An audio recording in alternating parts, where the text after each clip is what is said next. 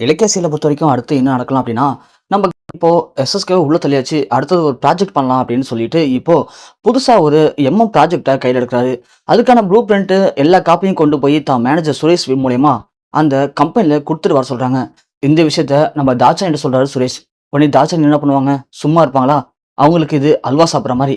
ஏதாவது பண்ணணுமே அப்படின்னு யோசிக்கும்போது தான், வாண்டடா வந்து நம்ம கார்த்தி, "என்னாச்சு ஆன்ட்டி?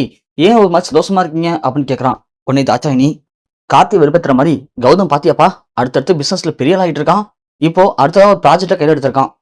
இந்த ப்ராஜெக்ட்ட மட்டும் அவன் பண்ணி முடிச்சுட்டான். அதுக்கப்புறம் பிசினஸ்ல அவன யாரும் அசைக்கவே முடியாதுப்பா." அப்படிங்கிற மாரி ஏத்தி விடுறாங்க. கார்த்தி உடனே பயங்கரமா கோவப்படுறான். "என்ன ஆன்ட்டி? அது எல்லாமே என்னுடைய உழைப்பு ஆன்ட்டி. அது என்னுடைய சொத்து.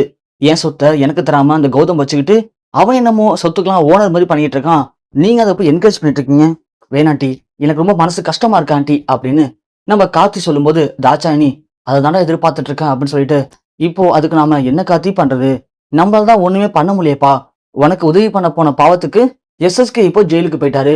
இன்னமும் நாம என்ன பண்ண முடியும்? சொல்லு பார்க்கலாம். அந்த கௌதம நம்மளால ஒண்ணுமே பண்ண முடியலையேப்பா. எனக்கு என்ன பண்றதுன்னு எனக்கும் தெரியலப்பா.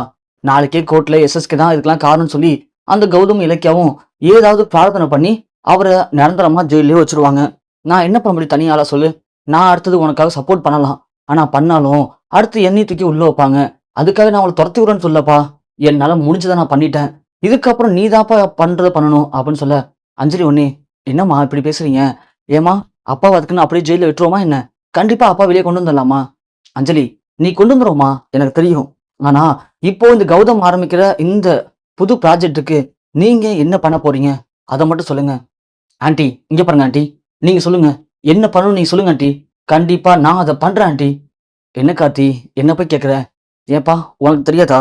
இந்த ப்ராஜெக்ட்ட கௌதம் பண்ணாம இருக்கணும் அப்படின்னா, என்ன பண்ணணும்னு உனக்கு தெரியாது? அந்த சுரேஷ் அந்த ப்ளூ பிரிண்ட்ட கொண்டு போய் அந்த கம்பெனில குடுக்கறதுக்குள்ள அந்த ப்ளூ பிரிண்ட்ட நீ எடுத்துட்டனா, கண்டிப்பா இந்த ப்ராஜெக்ட்ட கௌதமால பண்ண முடியாது கார்த்தி" அப்படின்னு தாட்சாயணி சொல்றாங்க. உடனே கார்த்தி யோசிக்கிறான். உடனே அஞ்சலி தாட்சாயணிய பார்த்து, "அம்மா என்னம்மா பண்ணணும்?" அப்படின்னு கேட்க, "அஞ்சலி, ஒண்ணும் இல்லம்மா.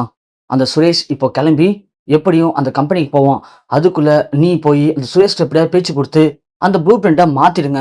இல்லன்னா சுரேஷ்ட்ட காச குடுத்தாவது ப்ளூ பிரிண்ட்ட நீங்க வாங்கி, ப்ளூ பிரிண்ட்ட மாத்தி வச்சுட்டீங்க அப்படின்னா, கண்டிப்பா இந்த ப்ராஜெக்ட்ட கௌதமால பண்ண முடியாது. இல்லன்னா அந்த ப்ளூ பிரிண்ட்ட எப்படியாவது ஆட்டைய போட்டுருங்க." அப்படின்னு தாட்சாயணி ஏத்தி விடுறாங்க. கார்த்தியும் அதே மாதிரி பிளான் பண்ணி போய் சுரேஷ்ட்ட இருக்க ப்ளூ பிரிண்ட்ட ஆட்டைய போட்டுறாரு. ஸோ ப்ளூ பிரிண்ட் காணா போச்சு அப்படின்னு சொல்லி கால் பண்ணி கௌதம்ட்ட சொல்ல, கௌதம் பயங்கரமா கோவப்படுறாரு. ஆனா, இத யார் எடுத்திருப்பா அப்படின்னு யோசிக்கும்போது, கௌதமுக்கு தெரியுது தாட்சாயணி இல்லன்னு சொல்லிட்டு, நேரா கிளம்பி கௌதம் தாட்சாயணி வீட்டுக்கு வராரு. வந்து, "இது மாதிரி எங்க என் ப்ளூ பிரிண்ட்?" அப்படின்னு சத்தம் போடுறாரு. உடனே கார்த்தி வந்து, "என்ன கௌதம்? என்ன ரொம்ப ஓவரா பண்ணிட்டு இருக்க? ப்ளூ பிரிண்ட் வேணுமா? ப்ளூ பிரிண்ட் உனக்கு? டேய், அது எல்லாமே என் சொத்துடா. என் சொத்த வச்சுட்டு நீ அந்த சொத்த இன்னும் என்னலாம் பண்ணிட்டு இருப்ப? இங்க பாரு, உனக்கு அந்த ப்ளூ பிரிண்ட் வேணும்னா, ஒழுங்கு மரியாதையா சொல்றேன். சொத்தெல்லாம் என்கிட்ட குடுத்துடு. அதே மாரி ஜெயிலுக்கு போன எங்க அங்கிள் எஸ்எஸ்கே வெளிய வரணும்.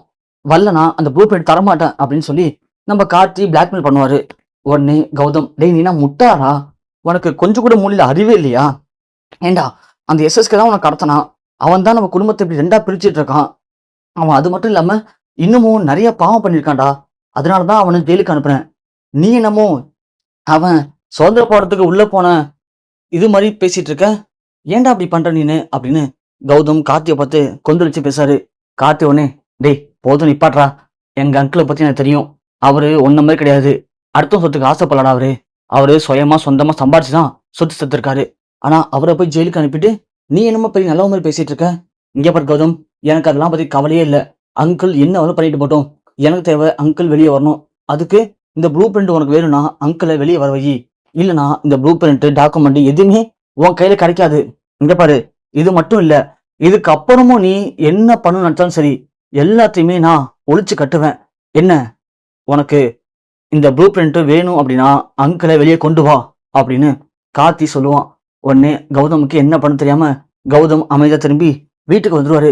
வீட்டுக்கு வந்து இலக்கியாட்ட சொல்லுவார் நடந்த எல்லாத்தையும். உடனே இலக்கியா, "என்ன கௌதம் இப்படி ஆச்சு?" அப்படின்னு சொல்ல, உடனே இலக்கியா கேட்பாங்க, "ஏன் கௌதம், அந்த ப்ளூ பிரிண்ட்டுக்கு வேற எதுவும் காப்பிலாம் உன்கிட்ட இல்லையா?" "இல்ல இலக்கியா, ஒரிஜினல் தான். அதை அப்படியே கொடுத்துட்டேன் நானும் யோசிக்காம" அப்படின்னு கௌதம் சொல்லுவாங்க. இந்த பக்கம் பார்த்தா தாட்சாயணி, கார்த்தி, சூப்பர் கார்த்தி. நீங்க பண்ணது எக்ஸலண்டான ஐடியா. இந்த ப்ளூ பிரிண்ட் வேணா கண்டிப்பா கௌதம் எஸ்எஸ்கே வெளியே கொண்டு வந்தாதான் ஆகணும். ஏன்னா கௌதமுக்கு தேவை சொத்து தான். அதனால நீங்க வேணா பாருங்களேன், எஸ்எஸ்கே வெளியே வந்துருவாரு" அப்படின்னு தாட்சாயணி சொல்றாங்க. அஞ்சலி ஒண்ணே எஸ்எஸ்கே அப்பா வெளியே வந்து என்ன ஆக போகுது, சொத்து நமக்கு எப்படி வரும் கைக்கு அப்படின்னு அவங்க ஒரு பக்கம் யோசிக்கிறாங்க. ஏன்னா அஞ்சலியை பொறுத்த வரைக்கும் சொத்து நம்ம கைக்கு வரணும், இலக்கியாவை நடுத்தர நிப்பாட்டணும். அது மட்டும் தான் நம்ம அஞ்சலியுடைய ஒரே ஒரு குறிக்கோள். இந்த நேரத்துல நம்ம இலக்கியா கௌதம் எப்படியாவது இந்த சொத்தை நாம விட்டுறக்கூடாது. ஏன்னா தாட்சாயணி ஏதோ தெளிவா பிளான் பண்ணி தான் பண்ணிட்டு இருக்கா. இது எல்லாமே தாட்சாயணியோட ஐடியா தான்.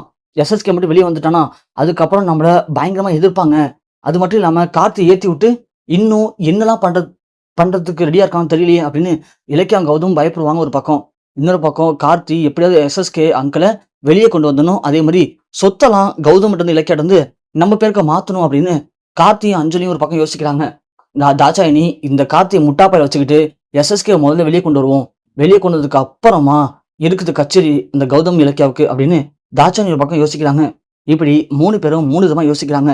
இதுல எஸ்எஸ்கே உள்ள இருக்கிற வரைக்கும் தான் கௌதமுக்கு இலக்கியாவுக்கும் நல்லது. எஸ்எஸ்கே மட்டும் வெளியே வந்துட்டான் கண்டிப்பா சும்மா இருக்க மாட்டான். கார்த்தியை வச்சு அந்த இலக்கிய கௌதம் அழிக்கிறதுக்கு இன்னமும் மோசமா என்னெல்லாம் பண்ணணுமோ அது எல்லாத்தையுமே பண்றதுக்கு தயங்காம பண்ணுவான். ஸோ அப்படி கார்த்தியோடைய இந்த மேட்டருக்கு பயந்து இலக்கிய கௌதம் என்ன பண்ண போறாங்க, எஸ்எஸ்கே வெளியே கொண்டு வருவாங்களா இல்ல வேற என்ன பண்ண நல்லா இருக்கும்னு நினைக்கிறீங்க? ஸோ பொறுத்து பார்க்கலாம்.